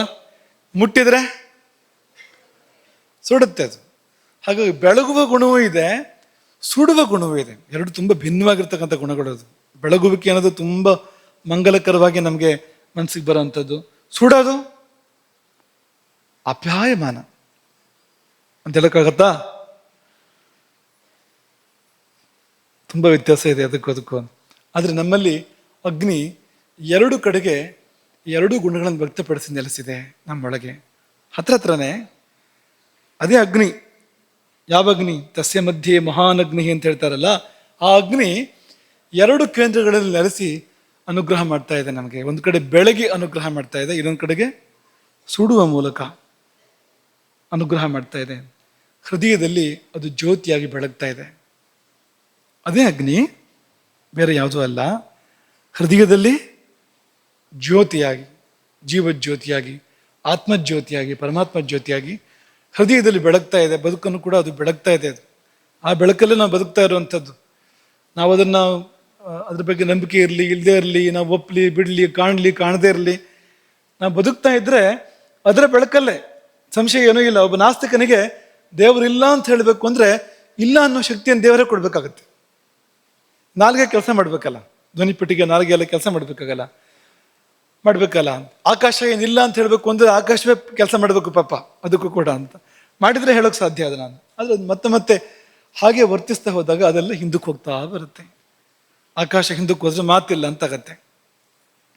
ಮಾತಿಲ್ಲದ ಜನ್ಮ ಬರ್ಬೋದು ಮುಂದಕ್ಕೆ. ಅಪಚಾರ ಮಾಡ್ತಾ ಹೋದರೆ ಮಾತಿಲ್ಲದ ಜನ್ಮ ಬರ್ಬೋದು. ಅದಕ್ಕೆಲ್ಲ ಪ್ರತಿಕ್ರಿಯೆ ಇದೆ, ಇಲ್ಲ ಅಂತಲ್ಲ. ಆದರೆ ಅದು ಇದೆ, ಅದು ಬದುಕನ್ನು ಬೆಳಗ್ತಾ ಇದೆ. ಆ ಬೆಳಕಲ್ಲಿ ನಾವು ಮುಂದಕ್ಕೆ ಸಾಗ್ತಾ ಇರುವಂಥದ್ದು ಅನ್ನೋದು ಒಂದು. ಅದು ಹೃದಯದಲ್ಲಿ. ನಾಭಿಗೆ ಹೋದರೆ ಅದು ಅಗ್ನಿಯಾಗಿ ನಾವು ಸೇವಿಸಿದ್ದನ್ನೆಲ್ಲ ಜೀರ್ಣ ಮಾಡಿ, ವಿಷವನ್ನು ಪರಿಹಾರ ಮಾಡಿ, ಬೇಡದಿರುವುದನ್ನು ನೂಕಿ ಬೇಕಾದ್ದನ್ನು ದೇಹಕ್ಕೆಲ್ಲ ಒದಗಿಸಿಕೊಡ್ತಾ ಇದೆ. ಹಾಗಾಗಿ ದ್ವಿಪಾತ್ರ, ಎರಡು ಪಾತ್ರದಲ್ಲಿ ಈ ಅಗ್ನಿತತ್ವ ಕೆಲಸ ಮಾಡ್ತಾರೆ. ಅದನ್ನು ಗಮನಿಸ್ಕೋಬೇಕು. ಎರಡೂ ಕೂಡ ಅತ್ಯಂತ ಮುಖ್ಯ. ಹೊಟ್ಟೆ ಮುಖ್ಯವೋ ಹೃದಯ ಮುಖ್ಯವೋ ಅಂದರೆ ಎರಡೂ ಬೇಕು. ಹೊಟ್ಟೆ ಇದ್ದರೆ ಹೃದಯ, ಹೃದಯ ಇದ್ದರೆ ಹೊಟ್ಟೆ. ಎಲ್ಲಿ ಭಾವ ವ್ಯತ್ಯಾಸ ಆದರೆ ಹೃದಯದಲ್ಲಿ ಹೊಟ್ಟೆಲೆಲ್ಲ ಅಯೋಮಯ, ತಳಮಳ ಎಲ್ಲ ರಾಕ್ಷಸರು ಸೇರುತ್ತೆ ಹೋಗಿ ಅದು. ಹಾಗೆ ಇಲ್ಲಿ ದುರಾಹಾರಗಳನ್ನು ಸೇವನೆ ಮಾಡಿದರೆ ಹೊಟ್ಟೆಗೆ ದುರ್ಭಾವಗಳು ಇಲ್ಲಿ ಹುಟ್ಕೊಡುತ್ತೆ ಹೃದಯದಲ್ಲಿ. ಒಂದೋ ಎರಡೋ ಅಂತ ಹೇಳೋದಕ್ಕೆ ಕಷ್ಟ ಅನ್ನೋಷ್ಟರ ಮಟ್ಟಿಗೆ ತುಂಬ ಹೊಂದಾಣಿಕೆ ಇರತಕ್ಕಂಥದ್ದು ಅದೆರಡಕ್ಕೂ. ಒಂದು ಅಗ್ನಿಯ ನೆಲೆ ನಾಭಿ ಅಂತ ಬೇರೆ ಬೇರೆ ಗ್ರಂಥಗಳು ಹೇಳಿದ್ದಾವೆ, ಸ್ವಲ್ಪ ಗಮನಿಸೋಣ. ಬೇಲ ಸಂಹಿತ, ಬೇಲ ಸಂಹಿತಾದಲ್ಲಿ ಶಾರೀರ ಸ್ಥಾನದಲ್ಲಿ ಅವ್ರು ಹೇಳ್ತಾರೆ, ಅದನ್ನು ಬೇರೆ ಭಾಷೆ ಹೇಳ್ತಾರೆ ಅವರು, ನಾಭಿ ಮಧ್ಯೆ ಶರೀರಸ್ಯ ವಿಜ್ಞೇಯಂ ಏನೋ ಸೋಮಮಂಡಲಂ. ನಾಭಿ ಮಧ್ಯೆ ಶರೀರಸ್ಯ ವಿಜ್ಞೇಯಂ ಸೋಮಮಂಡಲಂ. ಗೊಂದಲ ಆಗ್ತಾ ಇದೆಯಾ? ನಾಭಿ ಮಧ್ಯದಲ್ಲಿ ಸೋಮಮಂಡಲ ಇದೆ ಅಂತ ಹೇಳ್ತಾ ಇದ್ದಾರೆ. ತಡೀರಿ ಮುಂದಿದೆ ಇನ್ನು. ಸೋಮಮಂಡಲ ಮಧ್ಯಸ್ಥಂ ವಿದ್ಯಾತ್ ತತ್ ಏನ ಸೂರ್ಯಮಂಡಲಂ. ಸೋಮಮಂಡಲದ ಮಧ್ಯದಲ್ಲಿ ಸೂರ್ಯಮಂಡಲ ಇದೆಯಂತೆ. ಪ್ರದೀಪ ವಚ್ಚಾಪೇಂದ್ರಣಾಂ ತಸ್ಯ ಮಧ್ಯೆ ಹುತಾಶನಃ. ಆ ಸೂರ್ಯಮಂಡಲದ ಮಧ್ಯದಲ್ಲಿ ಅಗ್ನಿ ಇದ್ದಾನೆ. ಇದೆಲ್ಲ ವೈದ್ಯಕೀಯ ವಿಜ್ಞಾನಕ್ಕೆ ಸಿಗುವಂಥ ವಿಷಯಗಳೆಲ್ಲ ಇದು. ಇದು ದೈವಿಕ ವಿಜ್ಞಾನಕ್ಕೆ, ಆಧ್ಯಾತ್ಮಿಕ ವಿಜ್ಞಾನಕ್ಕೆ, ಆ ನೋಟಕ್ಕೆ, ಯೋಗ ದೃಷ್ಟಿಗೆ ಸಿಗುವಂಥ ವಿಷಯಗಳನ್ನು ಅವರಲ್ಲಿ ನಿರೂಪಣೆ ಮಾಡಿರುವಂಥದ್ದು. ಯೋಗ ದೃಷ್ಟಿಯಿಂದ ನೋಡಿದಾಗ ನಾಭಿಯಲ್ಲಿ ಒಂದು ಸೋಮಮಂಡಲ, ಸೋಮಮಂಡಲದ ಒಳಗಡೆ ಒಂದು ಸೂರ್ಯಮಂಡಲ, ಆ ಸೂರ್ಯಮಂಡಲದ ಮಧ್ಯದಲ್ಲಿ ದೀಪದಂತೆ ಬೆಳಗ್ತಾ ಇದ್ದಾನೆ ಅಗ್ನಿ.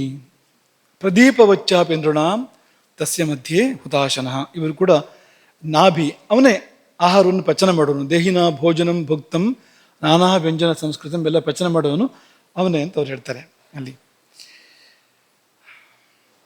ಆಯ್ತಾ?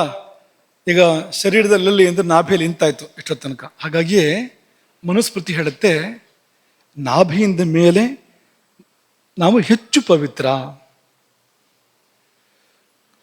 ಊರ್ಧ್ವಂ ನಾಭೇಹೆ ಮೇಧ್ಯತರಃ ಪುರುಷಃ ಪರಿಕೀರ್ತಿತಃ. ನಾಭಿಯಿಂದ ಮೇಲಕ್ಕೆ ನಾವು ಹೆಚ್ಚು ಪವಿತ್ರ ಅಂದ್ರೆ ಕೆಳಗೆ ಅಪವಿತ್ರ ಅಂತ ಅರ್ಥವಾ? ಅದಲ್ಲ.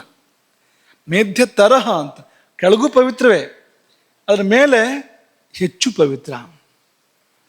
ಯಾಕೆಂದ್ರೆ ಅಗ್ನಿ ಇದೆಯಲ್ಲ, ನಾಭಿಯಲ್ಲಿ ಅಗ್ನಿ ಇದೆ. ಅಗ್ನಿಯ ಸ್ವಭಾವ ಏನು? ಮೇಲ್ಮುಖವಾಗಿ ಜ್ವಾಲಗಳನ್ನು ಚಾಚುತ್ತೆ ಅದು. ಹಾಗಾಗಿ ಮೇಲೆ ಹೆಚ್ಚು ಶುದ್ಧ ಆಗುತ್ತೆ. ಅದರಿಂದಾಗಿ ಕೆಳಗೆ ಅಪವಿತ್ರ ಅಲ್ಲ. ಯಾಕೆಂದ್ರೆ ಕೆಳಗೂ ಜ್ವಾಲಗಳನ್ನು ಚಾಚುತ್ತೆ ಅದು ಈ ಅಗ್ನಿ. ವಿಶ್ವಾರ್ಚಿ ವಿಶ್ವತೋ ಮುಖ ಬಂದಿತ್ತಲ್ವ ಮೊನ್ನೆ ನಾರಾಯಣ ಸೂಕ್ತದ್ದು. ತಿರ್ಯಗೂರ್ಧ್ವಂ ಅಧಶ್ಚೈವ. ಊರ್ಧ್ವಂ ತಿರ್ಯಕ್ ಅಧಶ್ಚೈವ ರಶ್ಮೇಯಸ್ತಸ್ಯ ಸಂತತ. ವ್ಯಾಪ್ತಿ ಇದೆ ಎಲ್ಲ ಕಡೆಗೂ, ವ್ಯಾಪ್ತಿ ಇಲ್ಲ ಅಂತಲ್ಲ. ಹಾಗಾಗಿ ಕೆಳಗಡೆ ಅಪವಿತ್ರ ಅಂತಲ್ಲ, ಆದರೆ ಮೇಲೆ ಹೆಚ್ಚು ಪವಿತ್ರ. ಯಾಕೆಂದ್ರೆ ಪ್ರಸಿದ್ಧ ಮೂರ್ಧ್ವಜ್ವಲನಂ ಹವಿರ್ಭುಜ. ಹೆಚ್ಚು ಮೇಲ್ಮುಖವಾದ ವ್ಯಾಪ್ತಿ ಅಗ್ನಿಗಿರುವಂಥದ್ದು. ಹಾಗಾಗಿ ಮೇಲೆ ಹೆಚ್ಚು ಪವಿತ್ರ. ನೀವು ಪವಿತ್ರ ಕಾರ್ಯಗಳನ್ನು ಮಾಡುವಾಗ ಕಾಲು ಎಲ್ಲ ಮುಟ್ಕೋಬಾರದು ಅಂತ ಕ್ರಮ ಅಂತ. ಈ ಮಡಿಯಲ್ಲಿದ್ದಾಗ ಅಥವಾ ಗುರು ಹಿರಿಯರ ಪಕ್ಕ ಇದ್ದಾಗ ಕೈ ಕಟ್ಕೊಂಡಿರಬೇಕು ಅನ್ನೋ ಕ್ರಮ ಇರ್ತಿತ್ತು ನೋಡಿ. ಯಾಕೆ ಕೈ ಕಟ್ಕೊಂಡಿರೋದು? ಅಂದರೆ ಪವಿತ್ರವಾಗಿರಬೇಕು ಅಂತ. ನಮ್ಮ ದೇಹದಲ್ಲಿಯೇ ಯಾವುದು ಕಡಿಮೆ ಪವಿತ್ರವೋ ಅದನ್ನೆಲ್ಲ ಮುಟ್ಕೋಬಾರದು. ಕೆಲವರಿಗೆ ಈ ಮಂಡಿ ಇದೆಯಲ್ಲ, ಇದು ನಿಂಗೆ ಸವತಾ ಕೂತಿರ್ತಾರೆ ಮಂಡಿಯನ್ನು. ಮಂಡಿ ಸೇವೆ ಮಾಡ್ತಾ ಇರ್ತಾರೆ. ಅದರ ಫಲ ಏನಂದ್ರೆ ವಾತೋದ್ರೇಕ ಅಂತ. ಅದೊಂದು ವಾತದ ಕೇಂದ್ರ. ಅದು ಸಂಧಿಗಳೆಲ್ಲ ವಾತದ ಕೇಂದ್ರಗಳು. ವಾತ ಅದು ಕಿರಿಕಿರಿ ಆಗುತ್ತೆ ಅದಕ್ಕೆ. ಅದು ಸುಮ್ಮನೆ ಹಾಗೆ ಪದೇ ಪದೇ ಮುಡ್ತಾ ಇದ್ರೆ ಬಂದು ಎರಡು ಕೊಡುತ್ತೆ ಅದು ಅಂತ, ಎದ್ದು ಬಂದು ಅಂತ ನೋವು ಪ್ರಾರಂಭ ಆಗತ್ತೆ ಅಲ್ಲಿ ಇಲ್ಲಿ. ವಾತ ಅಂದ್ರೇನು? ನೋವು ಅಂತ. ಪಿತ್ತ ಅಂದ್ರೇನು? ಉರಿ ಅಂತ. ಶ್ಲೇಷ್ಮ ಅಥವಾ ಕಫ ಅಂದ್ರೇನು? ತುರ್ಸತ್ತೆ. ಅಲ್ಲಿಂದ ಬರೋದು ಅದು ಅಂತ, ಕಫದಿಂದ ಬರೋದು ಅಂತ. ತುಂಬ ಸುಲಭವಾಗಿ ಇದನ್ನು ಗುರ್ಸೋಕ್ಕೆ ಗಮನಿಸೋಕ್ಕೆ ಸಾಧ್ಯ ಇದೆ ನಮ್ಮ ಶರೀರದಲ್ಲಿ ವಾತಪಿತ್ತ ಕಫಗಳನ್ನು. ಅದು ಕಾಣದೇ ಇದ್ರೂ ಕೂಡ ಅದ್ರ ಪರಿಣಾಮ ಕಾಣಿಸುತ್ತೆ, ತನ್ನಿದೇನೆ ಅಂತ ಅದು ತೋರಿಸ್ತಾ ಇರುತ್ತೆ. ಹಾಗೆ ಈ ಕೈ ಕಟ್ಕೊಳ್ಳೋ ಕ್ರಮ ಯಾಕೆ ಬಂತು ಅಂದರೆ ಕೆಳಗೆ ಮುಟ್ಕೋಬಾರ್ದು ಆದಷ್ಟು ಅನ್ನೋ ಕಾರಣಕ್ಕೆ ಕೈ ಕಟ್ಕೊಳ್ಳೋ ಕ್ರಮ ಬಂದಿರತಕ್ಕಂಥದ್ದು. ಅದನ್ನು ಎಷ್ಟು ಸಾಧ್ಯವೋ ಅಷ್ಟು ಪಾಲನೆ ಮಾಡಬೇಕು. ಕೆಲವರಂತೂ ಪಾದ ಸವರ್ತಾ ಇರ್ತಾರೆ. ಈಗೀಗ ಪಾದ ಸವರ್ತಾ ಇದ್ದರೆ ತಮಗುಣವೇ ಜಾಗೃತ ಆಗುವಂಥದ್ದು. ಅತ್ಯಂತ ಕೆಳಗಿನ ಏನಿದೆ ಅಲ್ಲಿ ಅತಲ ವಿತಲ ಸುತಲ ತಲಾತಲ ಅಂತ ಅಂದಾಗ ಕೊನೆಯದು ಬರುತ್ತೆ ಆ ಜಾಗದಲ್ಲಿ ಅಂತ. ಸವರ್ತಾ ಇದ್ದಾಗ ಪಾತಾಲ ಬರ್ಲಾ ನಾ ಬರ್ಲಾ ಬಂದೆ ಅಂತ ಎದ್ದು ಬರಕ್ಕೆ ಶುರು ಮಾಡುತ್ತೆ. ಇಡೀ ಮೈಗೆ ಪಾತಾಲವೇ ಆವರಿಸ್ಕೊಳ್ತಾರ ಆಗುತ್ತೆ ಅಂತ. ಹಾಗಾಗಿ ನಮ್ಮ ಪಾದ ಸೇವೆ ಮಾಡ್ಕೋಬಾರದು, ಗುರು ಹಿರಿಯರ ಪಾದ ಸೇವೆ ಮಾಡಬೇಕು ಹೊರತು ಸ್ವಂತ ಪಾದ ಸೇವೆಯನ್ನು ಯಾವತ್ತಿಗೂ ಮಾಡ್ಕೋಬಾರದು. ಮಾಡಿದ್ರೆ ಕೈ ತುಳ್ಕೊಳ್ಬೇಕು. ಯಾಕೆಂದ್ರೆ ತಾಮಸ ಅದು ಬೇಕು, ಅದು ನಿಂದ್ಯ ತುಚ್ಛ ಹೀನ ಹಾಗೆಲ್ಲ ಅಲ್ಲ, ಬೇಕು ಅದು. ಆದರೆ ನೀವು ಸಾತ್ವಿಕ ಕಾರ್ಯಕ್ಕೆ ಹೊರಡಬೇಕಾದ್ರೆ ಆ ತಾಮಸವನ್ನು ಕಳ್ಕೊಂಡು ಮುಂದಕ್ಕೆ ಹೋಗ್ಬೇಕಾಗುತ್ತೆ ಅನ್ನೋದು ಗಮನದಲ್ಲಿಟ್ಕೋಬೇಕು. ಆಗಲಿ, ಈಗ ವಿಳಾಸ ಸಿಕ್ಕಿದೆ ಅಗ್ನಿಯದ್ದು, ನಾಭಿ ಅಂತಾಯ್ತು ಅಗ್ನಿ ವಿಳಾಸ. ನಾಭಿಲಿ ಎಲ್ಲಿ? ಅಲ್ಲೆಲ್ಲಿ ಗೋಕರ್ಣ ಅಂತ ಗೊತ್ತಾಯ್ತು, ಗೋಕರ್ಣದಲ್ಲಿ ಎಲ್ಲಿ ಅಂತ ಕೇಳಿದ ಹಾಗೆ ನಾಭಿ ಅಂತ ಗೊತ್ತಾಯ್ತು, ನಾಭಿಲಿ ಎಲ್ಲಿ ಅಂತ ಕೇಳಿದ್ರೆ ಅದಕ್ಕೆ ಅಷ್ಟಾಂಗ ಹೃದಯ ಏನು ಹೇಳುತ್ತೆ ಅಂದರೆ ವಾಮಪಾರ್ಶ್ವಾಶ್ರಿತಂ ನಾಭೀಹಿ. ಅವರು ಕೂಡ ಸೂರ್ಯಮಂಡಲ ಸೋಮಮಂಡಲ ಎಲ್ಲ ಹೇಳ್ತಾರೆ, ಅದರೊಳಗಡೆಗೆ ಅಗ್ನಿ ಇದೆ ಅಂತ ಹೇಳ್ತಾರೆ. ಅಗ್ನಿ ಈ ಗಾಜಿನ ಬುರುಡೆ ಒಳಗಿಟ್ಟ ದೀಪದ ಹಾಗೆ ಪ್ರಜ್ವಲಿಸ್ತಾ ಇದೆ ಅಂತ ಹೇಳ್ತಾರೆ ಅವರು. ಇದೆಲ್ಲ ವರ್ಣನೆ ಮಾಡ್ತಾರೆ ಅವರು. ಆದರೆ ಅವರು ಮುಖ್ಯವಾಗಿ ಏನು ಹೇಳ್ತಾರೆ ಅಂದರೆ ವಾಮಪಾರ್ಶ್ವಾಶ್ರಿತಂ ನಾಭೀಹಿ, ನಾಭಿಯ ವಾಮಪಾರ್ಶ್ವದಲ್ಲಿ, ಸರಿ ಮಧ್ಯ ಇದೆ ಅಂತ ಅನ್ಕೋಬೇಡಿ. ಮಣಿಪುರ ಚಕ್ರ ಮಧ್ಯದಲ್ಲಿ ಇರೋದು ಹೋದಾದರೂ ಈ ಜಠರಾಗ್ನಿಯ ಕೇಂದ್ರ, ವೈಶ್ವಾನರಣ ಕೇಂದ್ರ ನಾಭಿಯ ಕೊಂಚ ಎಡಕ್ಕೊತ್ತಿ ಎಡಭಾಗದಲ್ಲಿದೆ. ಭಾವಪ್ರಕಾಶ ಲಘುತ್ರಯಿ ಅಂತ ಹೇಳ್ತಾರೆ, ಅದರಲ್ಲಿ ಒಂದು ಭಾವಪ್ರಕಾಶ. ಅವರು ಇನ್ನೊಂಚೂರು ಹತ್ತದ ವಿಳಾಸ ಕೊಡ್ತಾರೆ. ಆಯ್ತು, ಎಡಗಡೆ ಎಲ್ಲಿ ಅಂತ ಕೇಳಿದ್ರೆ ಈ ಮಣಿಪುರ ಚಕ್ರದ ವ್ಯಾಪ್ತಿಯಲ್ಲಿ, ಹೊಟ್ಟೆ ವ್ಯಾಪ್ತಿಯಲ್ಲಿ ಎಡಗಡೆಗೆ ಅಂತ ಗೊತ್ತಾಯ್ತು. ಎಡಗಡೆ ಎಲ್ಲಿ ಅಂತ ಕೇಳಿದ್ರೆ ವಾಮದಿಶಾಯಾಮ್ ಅನಲಹ ನಾಭೇರೂರ್ಧ್ವೇಸ್ತಿ ಜಂತೂನಾ. ಎಡಭಾಗದಲ್ಲಿದೆ ನಾಭಿ, ಎಡಭಾಗದಲ್ಲಿ ಅಂದರೆ ಅಲ್ಲೇ ನಾಭಿ ಪಕ್ಕದಲ್ಲಿ, ಹೊಕ್ಕಳಿನ ಎಡಭಾಗಕ್ಕೆ ಅಂತ ಅರ್ಥ ಅಲ್ಲ ಅದಕ್ಕೆ. ಎಡಭಾಗದಲ್ಲಿ ಹೌದು, ಚುದ್ ಮೇಲೆ ಅಂತ, ಅಲ್ಲೇ ವಾಮದಿಶಾಯಾಮ್ ಅನಲಹ ಅಗ್ನಿ ನಾಭೇಹಿ ಊರ್ಧ್ವೇ ಅಸ್ತಿ ಜಂತೂನಾಂ. ಹಾಗಾಗಿಯೇ ರಾತ್ರಿ ಎಡಮಗ್ಲಲ್ಲಿ ಮಲ್ಕೋಬೇಕು. ಯಾಕೆಂದ್ರೆ ಆಹಾರವನ್ನು ಅಗ್ನಿ ಜೀರ್ಣ ಮಾಡಬೇಕಲ್ಲ. ಮೇಲ್ಮುಖವಾದ ಗತಿ ಅಗ್ನಿಗೆ ಮುಖ್ಯವಾಗಿರುವಂಥದ್ದು ಪ್ರಧಾನವಾಗಿ. ರಾತ್ರಿ ಸ್ವಲ್ಪ ದುರ್ಬಲ ಅದು, ಹಗಲಾದರೆ ಪರವಾಗಿಲ್ಲ ಓಡಾಡ್ತಾ ಇರ್ಬೋದು ನಾವು. ರಾತ್ರಿ ಅಗ್ನಿ ಬಲ ಸ್ವಲ್ಪ ಕಡಿಮೆ ಇದೆ. ಅವಾಗೇನು ಮಾಡಬೇಕು ಅಂದರೆ ಎಡಮಗ್ಲಾಗಿ ಮಲಗಿದಾಗ ಆ ಅಗ್ನಿ ಊರ್ಧ್ವಕ್ಕೆ ಅದು ಉರಿದಾಗ ಸರಿಯಾಗಿ ಆಹಾರ ಪಚನಕ್ಕೆ ಬೇಕಾಗಿರ್ತಕ್ಕಂಥ ಸ್ಥಾನಕ್ಕೆ ಆ ಅಗ್ನಿಯ ಪ್ರಭಾವ ಸಿಗುತ್ತೆ. ಹಾಗಾಗಿ ರಾತ್ರಿ ಎಡಮಗ್ಲಾಗಿ ಏಳಬೇಕು, ಎಡಮಗ್ಲಾಗಿ ಮಲಗಬೇಕು. ಬೆಳಿಗ್ಗೆ ಬಲಮಗ್ಗಲಿನಲ್ಲಿ ಏಳಬೇಕು. ಏಳುವಾಗ ಬಲಮಗ್ಗಲು, ಮಲಗುವಾಗ ಎಡಮಗ್ಗಲು ಅನ್ನೋದು ಇದೇ ಕಾರಣಕ್ಕಾಗಿ. ಯಾವ ಪ್ರದೇಶದಲ್ಲಿ ಅಗ್ನಿ ಬರುತ್ತೆ ಅನ್ನೋದಕ್ಕೆ ಒಂದು ನಿಮಗೊಂದು ಅಂದಾಜು ಸಿಗಲಿ ಅನ್ನೋ ಕಾರಣಕ್ಕೆ ತೋರಿಸ್ತಾ ಇರುವಂಥದ್ದು ಇದು. ಅಲ್ಲಿ ಎಲ್ಲಿ ಅಂತ ಪುನಃ ಕೇಳಿದರೆ ವಾಮಭಾಗದಲ್ಲಿ ಮೇಲಕ್ಕೆ ಅಂತ ಗೊತ್ತಾಯ್ತಲ್ಲ, ಮೇಲಕ್ಕೆ ಅಂದರೆ ಪಕ್ಕ ಎಲ್ಲಿ ಅಂತ ಕೇಳಿದರೆ ಪಕ್ವಾಶಯ ಆಮಾಶಯಗಳ ಮಧ್ಯದಲ್ಲಿ ಎಂಬುದಾಗಿ ಆಚಾರ್ಯರುಗಳು ವಿವರಣೆ ಕೊಡುವಂಥದ್ದು. ಸುಶ್ರುತರು ಹೇಳ್ತಾರೆ ತಮ್ಮ ಸೂತ್ರಸ್ಥಾನದಲ್ಲಿ 21:10 ಅಲ್ಲಿ ಹೇಳ್ತಾರೆ, ಪಕ್ವ ಆಮಾಶಯ ಮಧ್ಯಸ್ಥನ್ ಪಿತ್ತಂ ಚತುರ್ವಿಧಂ ಅನ್ನಪಾನಂ ಪಚತಿ ವಿವೇಚಯತಿ ಚ ದೋಷರಸ ಮೂತ್ರ ಪುರೀಷಾಣಿ. ಈ ನಮ್ಮ 4 ವಿಧದ ಊಟ ಏನು ಮಾಡ್ತೇವೆ ನಾವು, ಭಕ್ಷ್ಯ ಭೋಜ್ಯ ಲೇಖ್ಯ ಚೋಷ ಎಲ್ಲ ಏನು ಊಟ ಮಾಡ್ತೇವೆ, ಇದೆಲ್ಲವನ್ನು ಪಚನ ಮಾಡುತ್ತೆ. ಅದು ವಿವೇಚಯತಿ, ಬೇರೆ ಬೇರೆ ಮಾಡುತ್ತೆ. ದೋಷ ರಸ ಮೂತ್ರ ಪುರುಷ ಎಲ್ಲ ವಿವೇಚನೆ ಮಾಡುವಂಥದ್ದು ಆ ಅಗ್ನಿ ಇದೆಯಲ್ಲ, ಅದಿರೋದು ಎಲ್ಲಿ ಅಂದರೆ ಪಕ್ವಾಶಯ ಮತ್ತು ಆಮಾಶಯಗಳ ಮಧ್ಯದಲ್ಲಿದೆ ಅದು ಎಂಬುದಾಗಿ ಸುಶ್ರುತರು ಹೇಳ್ತಾರೆ. ಇದನ್ನೇ ಅಷ್ಟಾಂಗ ಹೃದಯ ಕೂಡ ಹೇಳುತ್ತೆ. ಅಷ್ಟಾಂಗ ಹೃದಯದ ವ್ಯಾಖ್ಯಾನ ಹೇಳುತ್ತೆ, ಸ್ವಸ್ಥಾನಂ ಕಾಯಾಗ್ನೇಹಿ ಪಕ್ವ ಆಮಾಶಯೋ ಮಧ್ಯಂ. ಅರುಣದತ್ತ ಕೃತ ವ್ಯಾಖ್ಯಾನ ಅಷ್ಟಾಂಗ ಹೃದಯ ಸೂತ್ರಸ್ಥಾನದ್ದು. ಸ್ವಸ್ಥಾನಂ ಕಾಯಾಗ್ನೇಹಿ ಪಕ್ವಾಮಾಶಯೋ ಮಧ್ಯಂ. ಅದಕ್ಕೇನು ಹೆಸರು ಅಂದರೆ, ಅದಕ್ಕೆ ಚರಕರು ಗ್ರಹಣಿ ಅಂತ ಅದನ್ನು ಕರೆದಿದ್ದಾರೆ. ಆ ಸ್ಥಾನವನ್ನು ಗ್ರಹಣಿ ಅಗ್ನಿಧಿಷ್ಠಾನ ಮನ್ನಸ್ಯ ಗ್ರಹಣಾತ್ ಗ್ರಹಣೀ ಮತ. ಅಗ್ನಿಯ ಅಧಿಷ್ಠಾನ ಯಾವುದು ಅಂದರೆ ಗ್ರಹಣಿ ಅಂತ ಅದಕ್ಕೆ ಹೆಸರು. ಆ ಜಾಗಕ್ಕೆ ಸಣ್ಣ ಕರುಳಿನ ಆರಂಭ ಅದನ್ನು ಗ್ರಹಣಿ ಅಂತ ಕರೀತಾರೆ. ಯಾಕೆಂದರೆ ಅನ್ನಸ್ಯ ಗ್ರಹಣಾತ್, ಅನ್ನವನ್ನು ಅದು ಉಂಡ ಆಹಾರವನ್ನು ಹಿಡಿದಿಟ್ಕೊಳ್ಳೋದ್ರಿಂದ ಅದಕ್ಕೆ ಗ್ರಹಣಿ ಎನ್ನುವ ಹೆಸರು ಎಂಬುದಾಗಿ ಅದನ್ನು ನಾಭೆಯ ರೂಪರಿ ಅಂತ ಅವರು ಕೂಡ ಹೇಳ್ತಾರೆ, ಮೇಲ್ಭಾಗದಲ್ಲಿದೆ ಸ್ವಲ್ಪ, ಅದಕ್ಕೆ ಗ್ರಹಣಿ ಅಂತ ಹೆಸರು ಎಂಬುದಾಗಿ. ಅದೇನು ಮಾಡುತ್ತೆ ಅಂದರೆ ಅಪಕ್ವಂ ಧಾರಯತ್ಯನ್ನಂ ಪಕ್ವಂ ಸೃಜತಿ ಪಾರ್ಶ್ವತಃ. ಪಕ್ವ ಆಗದೇ ಇರೋಂಥದ್ದು, ಇನ್ನು ಜೀರ್ಣ ಆಗಿಲ್ಲ, ಅದನ್ನು ತಗೊಳುತ್ತೆ, ಅದು ಹಿಡಿದಿಟ್ಕೊಳ್ಳುತ್ತೆ, ಜೀರ್ಣ ಮಾಡುತ್ತೆ ಇಟ್ಕೊಂಡಲ್ಲಿ. ಜೀರ್ಣ ಆದಮೇಲೆ ಬದಿಯಿಂದ ಅದನ್ನು ಹೊರಗೆ ಹಾಕತ್ತೆ, ಒಂದು ಬದಿಯಿಂದ ಎಡಭಾಗದಿಂದ ಅದನ್ನು ಹೊರಗೆ ಹಾಕತ್ತೆ. ಅದು ದುರ್ಬಲ ಆದರೆ, ಅಗ್ನಿ ದುರ್ಬಲ ಆದರೆ ಜೀರ್ಣ ಮಾಡ್ದೇನೆ ಹೊರಗೆ ಹಾಕ್ಬಿಡುತ್ತೆ. ಅದಂದ್ರೆ ಜೀರ್ಣ ಮಾಡೋ ಕೆಲಸನೇ ಮಾಡದೆ ಸರಿಯಾಗಿ ಹೊರಗೆ ಹಾಕೋಕೆ ಶುರು ಮಾಡುತ್ತು. ಆಮಮೇವ ವಿಮುಂಚತಿ ಅಂತ ಆಯಿತು ಅಂದರೆ ಅಲ್ಲಿಂದ ಎಲ್ಲ ಸಮಸ್ಯೆಗಳ ಆರಂಭ. ಹಾಗಾಗಿ ಇದು ಗ್ರಹಣಿ ಅನ್ನೋದು ಚರ್ಚೆಗಳಿದೆ, ಇಲ್ಲೂ ಕೂಡ ಇದು ಮುಗೀತು ಅಂತಲ್ಲ, ಚರ್ಚೆಗಳಿದೆ. ಆದರೆ ಒಂದು ಅಭಿಪ್ರಾಯ ಏನಂದರೆ ಈ ಗ್ರಹಣಿ ಅನ್ನೋದೇ ಅಗ್ನಿಯಾಶ್ರಯ, ಅಗ್ನಿ ಅಧಿಷ್ಠಾನ, ನಿರ್ದಿಷ್ಟವಾಗಿರ್ತಕ್ಕಂಥ ಅಂಗ ಅದೇ. ಶಾರ್ಂಗಧರ ಸಂಹಿತ ಅಲ್ಲಿ ಕೂಡ ಅದನ್ನು ಹೇಳಿದ್ದಾರೆ. ಶ್ಲೇಷ್ಮಾಶಯ ಸ್ಯಾದ್ ಉರಸಿ, ಎದೆಯಲ್ಲಿ ಶ್ಲೇಷ್ಮಾಶಯ ಇದೆ, ಕೆಳಗೆ ಆಮಾಶಯ ಇದೆ. ಆ ಆಮಾಶಯಕ್ಕಿಂತ ಮೇಲಕ್ಕೆ ಊರ್ಧ್ವಂ ಅಗ್ನ್ಯಾಶಯ, ಅಲ್ಲೇ ಮೇಲಕ್ಕೆ ಅಗ್ನ್ಯಾಶಯ ಅಗ್ನಿಕೇಂದ್ರ ಇದೆ. ನಾಭೇರ್ ವಾಮಭಾಗೆ, ನಾಭಿಯಿಂದ ಎಡಕ್ಕೊತ್ತಿ ಈ ಅಂಗಗಳಿದೆ ಅನ್ನೋದನ್ನು ಅವರು ಕೂಡ ಹೇಳಿದ್ದಾರೆ. ಶಾರ್ಂಗಧರ ಸಮಿತಿಯಲ್ಲಿ ಕೂಡ ಅದೇ ರೀತಿಯಲ್ಲೇ ಇದನ್ನು ಹೇಳಿದ್ದಾರೆ. ಇನ್ನು ಆಧುನಿಕ ವಿಜ್ಞಾನ ಗಮನಿಸಿದ್ರೆ ಸಾಕ್ಬಿಡು.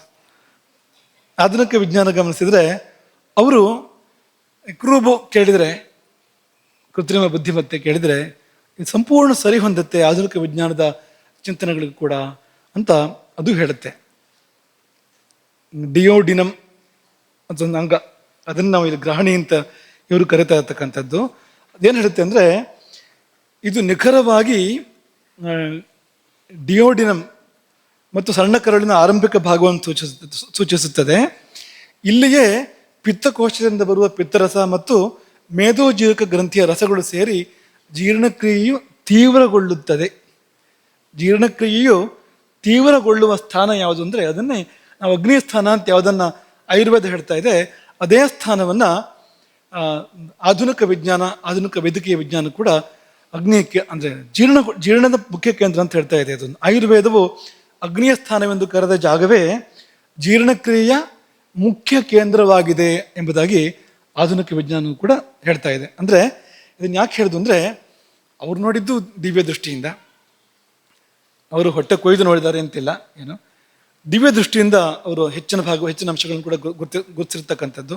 ಆದರೆ ನಿಮ್ಗೆ ಅನಿಸ್ಬೋದು ಇದು ಹೊಕ್ಕಳಲ್ಲ ಇದ್ರೆ ಚೆನ್ನಾಗಿರ್ತಿತ್ತಲ್ಲ, ಇದು ನಾಭಿ ಮಧ್ಯದಲ್ಲಿ ಮಣಿಪುರ ಚಕ್ರದ ಮಧ್ಯದಲ್ಲಿ ರಾಜನಾಗಿ ಇದ್ರೆ ಚೆನ್ನಾಗಿರ್ತಿತ್ತಲ್ಲ, ಅದು ಬಿಟ್ಟು ಒಂದು ಬದಿಗೆ ಮೇಲೆ ಎಲ್ಲ ಯಾಕೆ ಹೋಗ್ಬೇಕು ಇದು ಅಂತಂದ್ರೆ ಅಲ್ಲಿ ಅಂದರೆ ಕಾರ್ಯ ಕೇಂದ್ರ ಅದು ಅಂತ, ಮುಖ್ಯವಾದ ಚಟುವಟಿಕೆ ಅಲ್ಲಿ ನಡೀತಾ ಇದೆ. ಹಾಗೆ ಅಲ್ಲಿ ಅದರ ವಿಶೇಷ ಸಾನ್ನಿಧ್ಯ ಇರಲೇಬೇಕು ಅಂತ ಆ ಕಾರಣಕ್ಕೋಸ್ಕರವಾಗಿ ಅಗ್ನಿಯ ಕೇಂದ್ರ ಅಲ್ಲಿದೆ ಎಂಬುದಾಗಿ ಬಲ್ಲವರು ಈ ರೀತಿಯಲ್ಲಿ ನಿರೂಪಣೆ ಮಾಡಿದ್ದಾರೆ. ವಿಜ್ಞಾನವು ಕೂಡ ಅದನ್ನು ಒಪ್ತಾ ಇದೆ. ಇದು ಅಗ್ನಿಯ ನೆರೆ, ಅಗ್ನಿಯ ಸ್ಥಾನ. ಇದನ್ನು ನಾವು ಭಾವಿಸಿದಾಗ ಅಲ್ಲಿದೆಯಲ್ಲಪ್ಪ ಅಂತ ಅಂದ್ಕೊಂಡು ಒಂದು ಭಾವಿಸಿದಾಗ ಆ ಭಾವ ಅದಕ್ಕೆ ತುಂಬ ಪುಷ್ಟಿ ಕೊಡುವಂಥದ್ದು. ನಾಭಿಚಕ್ರ ಅಂದರೆ ಬಂತು ಅಗ್ನಿಯ ಸ್ಥಾನ. ಹಾಗಾಗಿ ಈ ಅಜೀರ್ಣ ಆದಾಗೆಲ್ಲ ಈ ಹೊಟ್ಟೆಯನ್ನು 48 ಸರ್ತಿ ಈ ಹೊಕ್ಕಳನ್ನು ಸುತ್ತುವಂಥದ್ದು, ಅದು ತುಪ್ಪವನ್ನು ಮುಟ್ಟಿ ತುಪ್ಪದಿಂದ 48 ಬಾರಿ ಸುತ್ತುವಂಥದ್ದು, ಹೀಗೆಲ್ಲ ಮಾಡೋದು ಯಾಕೆ ಅಂದರೆ ವಿಜ್ಞಾನ ದೃಷ್ಟಿಯಿಂದ ಅದಕ್ಕೇನು ಏನಪ್ಪ ಹೊಟ್ಟೆ ಹೊರಗಡೆಯಿಂದ ಸುತ್ತಿರಿ ಏನಾಗುತ್ತೆ ಅಂತ ವಿಜ್ಞಾನ ಕೇಳುತ್ತೆ. ಯಾಕೆಂದ್ರೆ ಅಲ್ಲಿವರೆಗೂ ವಿಜ್ಞಾನ